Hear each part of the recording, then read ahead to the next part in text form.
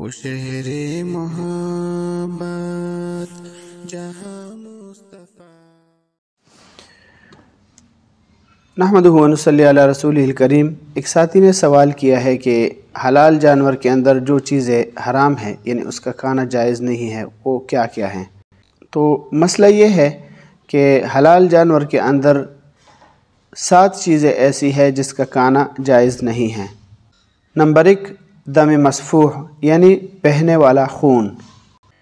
Number 2 پیشاب کی جگہ یعنی نر اور مادہ کی پیشاب کی جگہ۔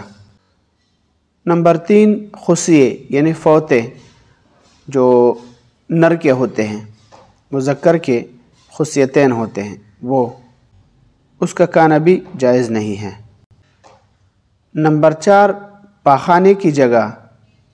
نمبر 5 غدود یعنی سخت گوشت، یہ جو تصویر ہے اس کو دیکھیں، یہ چیز ہے، اس کا کھانا بھی جائز نہیں ہے۔ نمبر 6 مثانہ یعنی پیشاب کی تیلی، اس کا کھانا بھی جائز نہیں ہے۔ اور نمبر 7 پتا، اس کا کھانا بھی جائز نہیں ہے۔